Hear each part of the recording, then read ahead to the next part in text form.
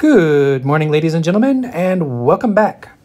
So today is not going to be a positive day. I've been trying my best to be positive, and it's just not the case. So for a while, I think you guys saw my other post where people who tried to log in the game after an update were having problems getting in, and they saw this message. I made a post on this, and this, we already know about this, right? They haven't fixed it, and it's only getting worse. Well, you see, in 2.0, people experienced it. And today, again, 2.0.1, people are experiencing it again. And I hit this just after the my city was flooded. So I haven't been able to log in since then. Not kidding. I haven't been able to log in. And this is going to be half of the conversation. So if anybody was considering to get a refund in the game and you can't log in, that's probably your moment to say, okay, great. The content that I purchased is inaccessible. The servers have been unstable. When a whole bunch of people go into the city and you can't log in, what can you do? You're stuck. So there you go. So I think this video is going to be partially for Apple and Google support to say, guys, look, they won't solve it. I've reported this before. There was a workaround. My workaround isn't working. I'm not able to log into the game anymore. So I'm left with no choice except for to get a refund. And if other people are having this problem too, get a refund. I'm going to probably follow this up with what they do in terms of punishment, and I use that in air quotes, for people who get refunds, but there's really no downside to it. And unlike other games, this game just doesn't care. Refund. Who cares? You'll get your content 2 times. The first time you bought it, it stays on your account. You refund it, it's still there. You get minus a little bit of gold. You can buy it again. You're going to get the entire package again. They actually give you a 50% discount, essentially, for refunding. It completely makes no sense at all. And I've complained about it. I said, what can you guys do about this? This is what we're doing for now. That was our answer. I don't mean to throw anybody under the bus, but there's a point when refund becomes an abuse, and yeah, you need to be fair to the people who spent money, and there's a point, like where you spent $1,000, okay, you might refund $20, who cares? But if you spent 5 figures and you refund 5 figures, there should be just a wee bit more little punishment than, no, Joe, don't do that again. Bad Joe. So, yeah, sorry. People know who I'm throwing under the bus over this. I won't say names. I love you guys. You guys are great friends, but still, there's a point. The second part of this video is commentary, and I think I'm going to make a bullet point follow-up to this. Things that have changed in the game in the past 2 months. The game that I was playing 2 months ago and the game that I was trying to play earlier today, it's not the same game. Let me go over some of the points that just like at the, like right there in my face. City-to-city movement. City-to-city movement used to be, if you didn't control the node and you couldn't get into an alliance that controlled the node, you weren't going to the next city, right? And if you wanted to go to the next city, you had to like buy a ticket or something, but movement was way more restricted than it is now.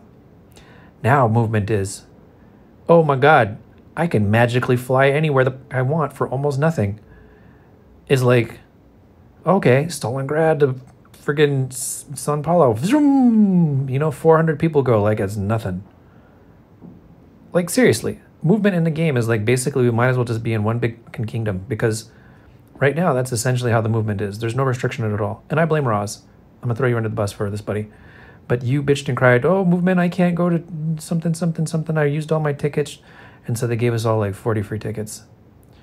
And all that did is it made people who spent 0 money be able to fly wherever they want, and just, yeah. So that's all they had to do. Just sit on their tickets and not go anywhere until basically now. And movement is really cheap, and so they can just go anywhere. They win. Smart. Yeah, I think the moral of that story is that movement significantly changed. T10 versus T12 tanks.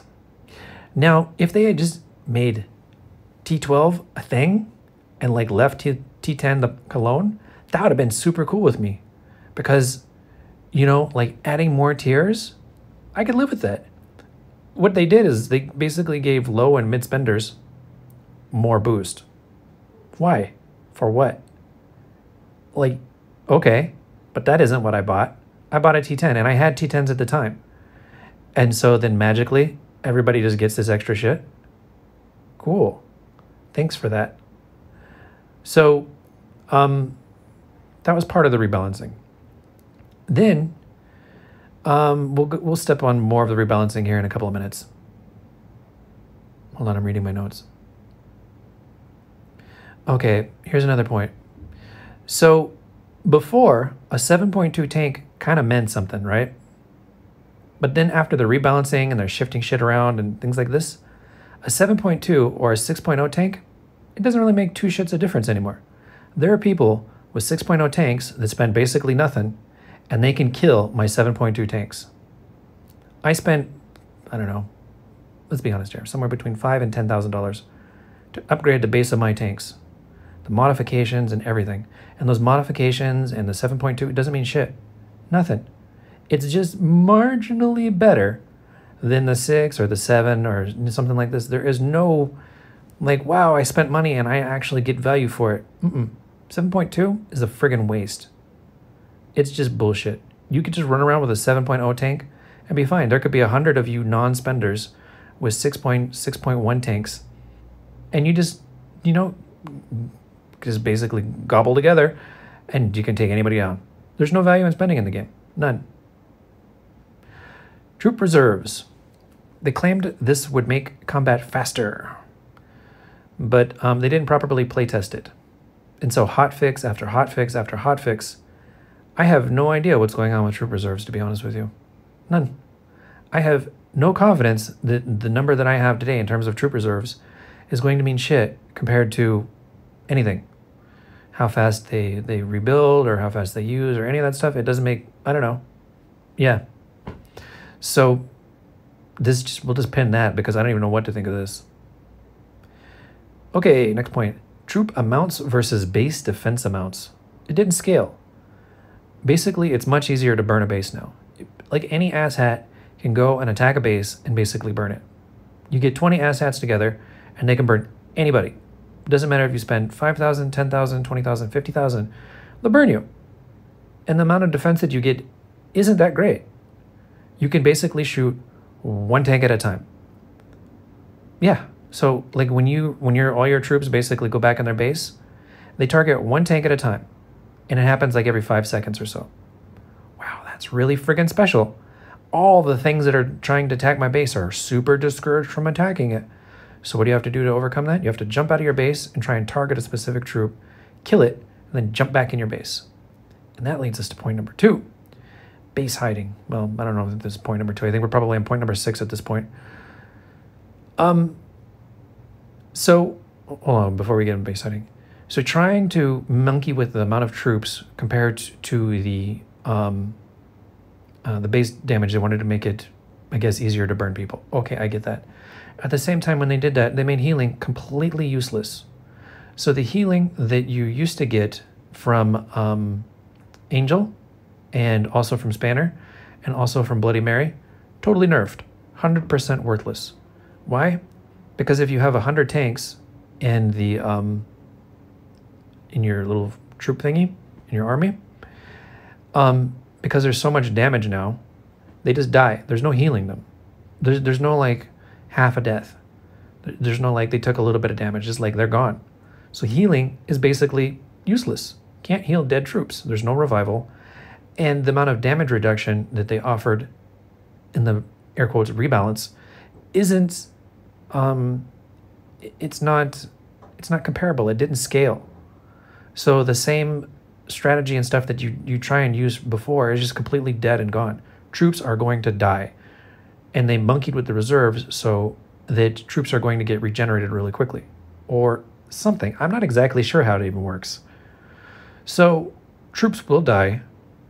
That means that they're going to go off the field and you're just going to get mobbed by 20 people. Your troops are all going to die, and then you're stuck in your house, which you can't defend. So a mob of 20 people, mind you, not even real spenders. I mean, like people who have maybe spent $100, can just basically show up in your city, destroy all your shit, and just kill you. And okay, I'm not complaining about this. My perspective is the game I'm playing today is not the game I spent money on 2 months ago. That's it. If this was the game, I would be like, all right, you guys, I'm out of here. Because that's stupid. That isn't the game that I was spending money on 2 months ago. Blard and Aegis, they called us out before. And I was really trying to stay positive. I was really trying to stay optimistic that things would get fixed. No, they've only gotten worse. The rebalance after rebalance after rebalance, they continue to screw it up more and more and more and more.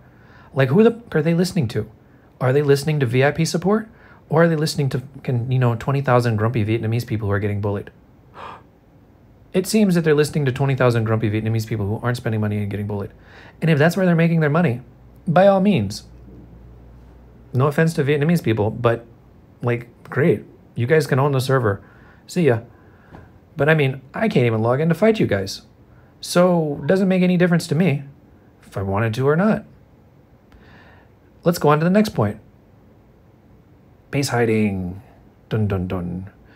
So this isn't really new, but I think it deserves an honorable mention.